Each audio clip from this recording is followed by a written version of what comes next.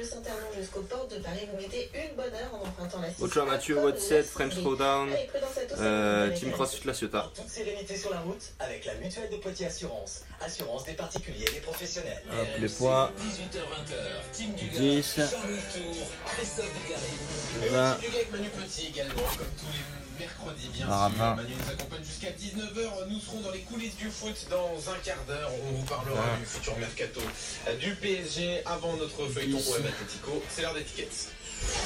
Monsieur là. Aujourd'hui, on vous offre vos places pour assister au match de Ligue 1 Dijon. J'espère que ce sera visible. Le samedi 19 mai à 21h à Dijon, au stade Gaston Gérard. Pour tenter de gagner vos places, envoyez foot par SMS au 732-16. Vous avez 10 minutes pour jouer. Bonne chance. Dugas, Manu, on est à une semaine tout pile de cette finale de l'Europa League. RMC, le 1 contre 1. Premier corner pour l'Olympique de Marseille. Alors qu'on atteint la fin de la première mi-temps. Boli dans l'axe, Marcel Desailly au second poteau. Luca de Boli. Extraordinaire coup de tête de Nobazilou. On attend le coup de sifflet libérateur de M. Roethlisberger. Et c'est fini. L'Olympique de Marseille a remporté la Coupe d'Europe des clubs champions. RMC, l'OM en finale de la Ligue Europa. J-7.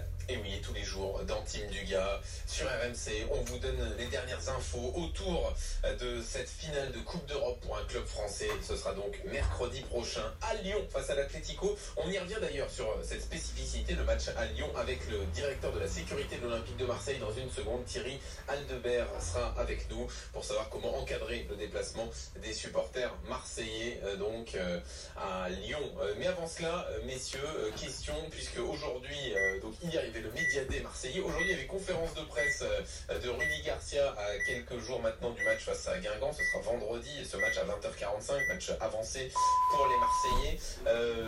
Garcia qui a dit aujourd'hui, si les joueurs parlent de la finale, s'ils en chuchotent, eh bien attention, ça va mal se passer. C'est possible, Manu, d'empêcher les joueurs de penser à la finale là? C'est compliqué, mais quelque part, je me range de l'avis de Rudy Garcia, dans la mesure où ils sont en coude à coude aussi en championnat, donc ils doivent jouer sur les deux tableaux. Ils ne doivent pas privilégier une compétition plutôt que l'autre. À ce stade de la compétition, ils vont jouer justement leur saison sur cette fin de saison. J'ai du mal à penser qu'ils vont privilégier justement, où ils sont focalisés déjà sur la finale de l'Europa League. Il y a un match important en championnat avant. Alors, on a aussi parlé évidemment des clés de la rencontre. Et selon Rudy Garcia, il y a quelque chose d'important, c'est l'expérience. Alors, parfois, on en fait peut-être un peu trop sur l'expérience, mais selon lui, ça aura une vraie importance lors de cette finale face à l'Atlético de Madrid. C'est très important. On a du vécu dans ce groupe. Vous l'avez cité, que ce soit Luis Gustavo avec la Champions League et Adil et Rolando avec l'Europa League. C'est important. Ça peut rassurer aussi ceux qui ne connaissent pas ces moments-là. On a beaucoup de joueurs qui découvrent quand même la Coupe d'Europe, les matchs de haut niveau. Et pour eux, c'est important d'avoir des cadres sur lesquels s'appuyer, qui ont déjà vécu ces moments-là, avec bonheur d'ailleurs aussi certains, puisqu'ils l'ont gagné. Donc je les ai déjà encouragés, ces trois-là, à partager leur expérience avec leurs coéquipiers. Alors l'expérience justement d'avoir des joueurs qui ont connu des finales de Ligue des Champions, est-ce que ça peut être l'élément principal de la finale? Dugas, qu'est-ce que t'en penses? Non mais ça jouera mon Jean-Louis. Bien évidemment que cette expérience de finale, l'approche psychologique, l'approche mentale est capitale dans ce genre d'événements et de grosses compétitions. Maintenant, il y a des équipes habituées qui faillissent aussi à ce niveau-là. Moi je garde pour exemple la Juventus, la saison dernière face au Real Madrid, mentalement. Ils n'étaient pas prêts, ils n'étaient pas dans le match, ils n'ont jamais réussi à rattraper ce manque psychologique. Dès le départ, ils ont été submergés par l'événement. Pourtant, ils ont une expérience redoutable de ce genre d'événement et ils n'ont pas réussi. Alors oui, ça a une importance, mais comme je dis souvent, que ce soit au niveau des cadres ou même des joueurs d'expérience, ça leur arrive à eux d'être pris dans une espèce de trucs un peu surréalistes où t'es dedans et t'arrives pas à sortir la tête de l'eau. Voilà, ça aura son importance, mais de toute façon, ce qui fonctionnera, ça sera le talent qui fonctionnera. Alors, si tu as la confiance, si tu as la tête qui est pas à l'inverse, le talent il disparaît. Mais pour moi, c'est un élément important, mais qui n'est pas décisif. D'accord.